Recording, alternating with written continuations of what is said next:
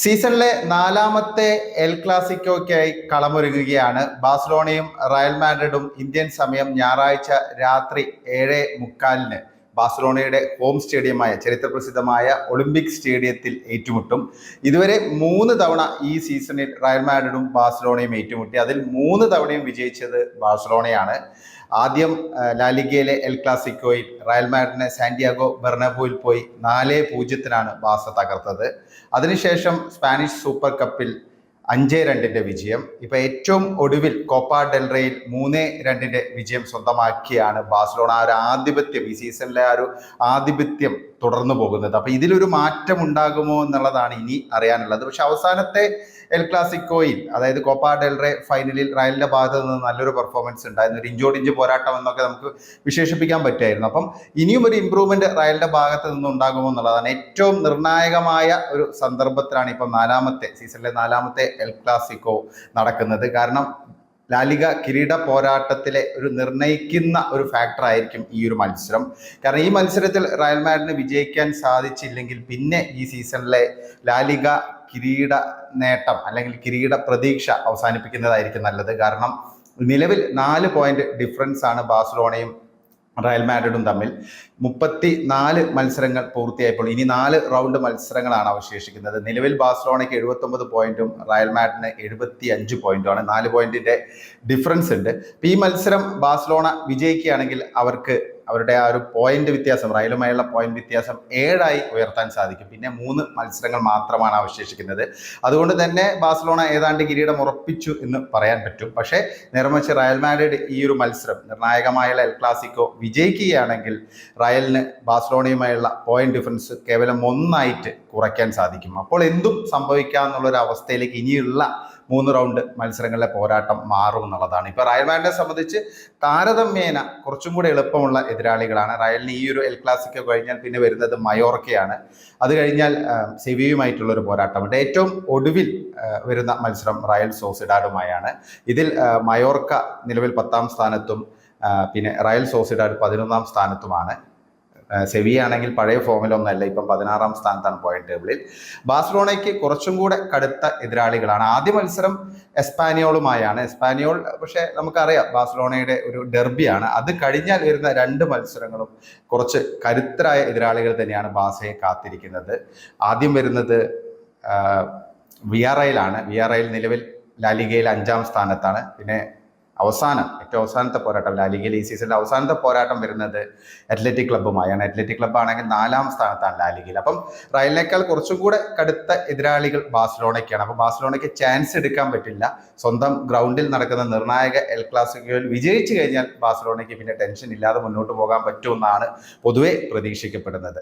അപ്പം ഇനിയിപ്പം ഏറ്റവും പ്രധാനപ്പെട്ട ഒരു കാര്യം നമുക്ക് പറയാനുള്ളത്, ഇപ്പം ഏറ്റവും ഒടുവിൽ ബാഴ്സലോണയുടെ ഒരു പരാജയം ചാമ്പ്യൻസ് ലീഗിന്റെ സെമിയിൽ വളരെ ആവേശകരമായ പോരാട്ടത്തിൽ ഗോൾമഴ പെയ്ത മത്സരത്തിൽ അവസാനം 7-6 അഗ്രിഗേറ്റ് സ്കോറിന് ബാഴ്സയ്ക്ക് അടിതെറ്റി. അപ്പൊ ആ ഒരു തിരിച്ചടിയിൽ നിന്ന് ഇതുവരെ കരകയറാൻ ബാഴ്സലോണയ്ക്ക് സാധിച്ചില്ല എന്നുള്ളതൊരു വസ്തുത തന്നെയാണ്. കാരണം ഫിസിക്കലി കുഴപ്പമുണ്ടാവില്ല, കാരണം 5 ദിവസങ്ങൾ കഴിഞ്ഞു. പക്ഷേ 5 ദിവസങ്ങൾ കഴിയും മത്സരം നടക്കുമ്പോൾ. പക്ഷേ മെന്റലി അവരെല്ലാവരും നല്ലൊരു ആഘാതത്തിൽ തന്നെയാണ്. ഒരിക്കലും പ്രതീക്ഷിച്ചില്ല ഫ്ലിക്കിന്റെ നിര ഇത്തവണ ചാമ്പ്യൻസ് ലീഗ് ഫൈനലിൽ എത്തുമെന്നായിരുന്നു എല്ലാവരും പ്രതീക്ഷിച്ചിരുന്നത്. അപ്പൊ ആ ഒരു തിരിച്ചടിയിൽ നിന്ന് പെട്ടെന്ന് തന്നെ കരകയറേണ്ടതുണ്ട്. കാരണം അത്രയ്ക്കും നിർണായകമായ മത്സരമാണ്. ലാലിഗ കൂടി നഷ്ടപ്പെടുകയാണെങ്കിൽ ഇത്രയും മികച്ച രീതിയിൽ ഈ സീസണിൽ കളിച്ചിട്ട് അവസാനം അത് നഷ്ടപ്പെടുക എന്നുള്ളത് ബാഴ്സലോണയെ സംബന്ധിച്ച് അത് അവർക്ക് ചിന്തിക്കാൻ പോലും പറ്റില്ല. അപ്പൊ അതുകൊണ്ട് രണ്ടും കൽപ്പിച്ചിറങ്ങേണ്ട ഒരു സാഹചര്യം തന്നെയാണ് 2 ടീമുകൾക്കും ഉള്ളത് എന്നുള്ള കാര്യത്തിൽ യാതൊരു സംശയവും വേണ്ട. പിന്നെ ടീമുകളിലേക്ക് വരുമ്പോൾ ഇപ്പം ബാഴ്സലോണയെ സംബന്ധിച്ച് പറയുകയാണെങ്കിൽ കഴിഞ്ഞ ചാമ്പ്യൻസ് ലീഗിന്റെ സെമിയിൽ ഇന്ററിനെതിരെ അവർക്ക് 2 അല്ലെങ്കിൽ തിരിച്ചടിയേറ്റത് അവരുടെ ഫുൾ ബാക്കുകളുടെ പരിക്കായിരുന്നു. കൂണ്ടയും കളിച്ചിരുന്നില്ല, അതുകൂടാതെ ബാൽദയും ഉണ്ടായിരുന്നില്ല. അപ്പൊ കൂണ്ടെ ഈ എൽ ക്ലാസിക്കോയിലും കളിക്കാനുള്ള ഒരു സാധ്യത കുറവാണ്. അദ്ദേഹത്തിന് പരിക്ക് മാറിയില്ല എന്നുള്ള റിപ്പോർട്ടുകളാണ് വരുന്നത്. പക്ഷെ ബാൽദെ തിരിച്ചെത്തും, ഏതാണ്ട് 100% ഉറപ്പാണെന്നുള്ള റിപ്പോർട്ടുകളാണ് വരുന്നത്. അത് ബാഴ്സലോണയ്ക്ക് വലിയ ഒരു ആശ്വാസം നൽകുന്ന കാര്യം തന്നെയാണ്. ബാൽദയുടെ ഒരു സാന്നിധ്യം ബാഴ്സയുടെ ഗെയിമിൽ വലിയ ചേഞ്ച് ഉണ്ടാക്കുമെന്നാണ് പൊതുവെ പ്രതീക്ഷിക്കപ്പെടുന്നത്. പിന്നെ ലെവൻഡോസ്കി സ്റ്റാർട്ട് ചെയ്യുന്നുള്ളൊരു പ്രതീക്ഷയിലാണ് നിൽക്കുന്നത്. ലെവൻഡോസ്കി ഉണ്ടെങ്കിൽ കുറച്ചും കൂടെ ചാൻസസ് ഒരുപാട് ബാഴ്സലോണ ക്രിയേറ്റ് ചെയ്യും. പക്ഷെ അത് കൺവേർട്ട് ചെയ്യാൻ കുറച്ചും കൂടെ ഒരു ഓപ്ഷൻ അവർക്ക് മുമ്പിൽ വരും എന്നുള്ളതാണ് പൊതുവെയുള്ള ഒരു അനാലിസിസ്. പിന്നെ റയൽ മാഡ്രിഡിലേക്ക് വരികയാണ്. റയൽ മാഡ്രിഡിന്റെ ഏറ്റവും വലിയ പ്രോബ്ലം അവരുടെ ബാക്ക് ലൈനിലെ പ്രമുഖ താരങ്ങളുടെ അഭാവമാണ്. ഓൾറെഡി നമുക്കറിയാം, ഇപ്പം കർവഹാലാണെങ്കിലും മിലിറ്റാവോ ആണെങ്കിലും സീസൺ ഔട്ടായിട്ട് എത്രയോ കാലമായിട്ട് അവർ കളത്തിന് പുറത്താണ്. പിന്നെ ലേറ്റസ്റ്റ് ആയിട്ട് ഇപ്പം അലാബയ്ക്കും പരിക്കേറ്റിട്ടുണ്ട്. അലാബയ്ക്ക് ഇപ്പം കളിക്കാൻ പറ്റാത്ത അവസ്ഥയാണ്. പിന്നെ മെൻഡി ഇതുവരെ തിരിച്ചെത്തിയിട്ടില്ല. പിന്നെ മറ്റൊരു പ്രശ്നം എന്ന് പറയുന്നത് കമവിംഗയുടെ പരിക്കാണ്.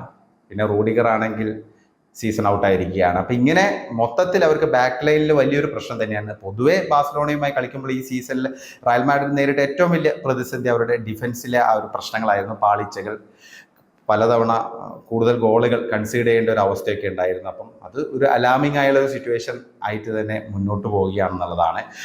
നിലവിൽ സാധ്യത പറയുന്നത് ലെഫ്റ്റ് ബാക്കായിട്ട് ഫ്രാൻ ഗാർഷ്യയും പിന്നെ സെൻട്രൽ ബാക്കുകളായിട്ട് അസെൻസിയോയും അതിനൊപ്പം പിന്നെ ചൗമേനിയും കളിക്കാനാണ് സാധ്യത. റൈറ്റ് ബാക്കായിട്ട് മിക്കവാറും വാസ്കോസ് കളിക്കാനാണ് ഒരു പൊട്ടൻഷ്യൽ ആയിട്ടുള്ള ഒരു സാധ്യതയുള്ളത്.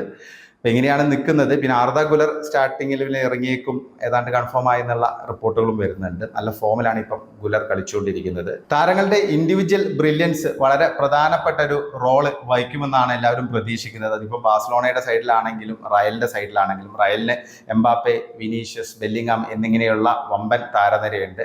ഇപ്പോൾ ബാഴ്സലോണയ്ക്കാണെങ്കിൽ ലെമിൻ യമാൽ, റഫീനി, അവർക്കും വലിയൊരു നിര തന്നെയുണ്ട്. ലെവൻഡോസ്കിയുടെ ഒരു ഇമ്പാക്ട് കൂടി നമുക്കറിയാം. അപ്പം ഇങ്ങനെ എന്തും സംഭവിക്കാം എന്നുള്ളൊരു സാഹചര്യം തന്നെയാണ്. അപ്പം ആര് മികവ് കാട്ടും എന്നുള്ളതാണ് നമുക്ക് കാത്തിരുന്ന് കാണേണ്ടത്. നിങ്ങൾക്ക് എന്താണ് തോന്നുന്നത് ഈ ഒരു മത്സരത്തെക്കുറിച്ച്? ഈ മത്സരത്തിൽ റയലിനൊരു ജയം സാധ്യമാണോ? അതായത് ബാഴ്സലോണയ്ക്കെതിരെ ഈ സീസണിൽ പതറിയ റയൽ ഒരു ഗംഭീര തിരിച്ചുവരവ് നടത്തി ലാലിഗ പോരാട്ടത്തിൽ ഒരു കടുത്ത ഒരു ഫോട്ടോ ഫിനിഷിലേക്ക് കാര്യങ്ങൾ കൊണ്ടുപോകുമോ? എന്താണ് നിങ്ങൾക്ക് തോന്നുന്നത്? നിങ്ങളുടെ വിലയേറിയ അഭിപ്രായങ്ങൾ കമൻ്റായി രേഖപ്പെടുത്തണേ.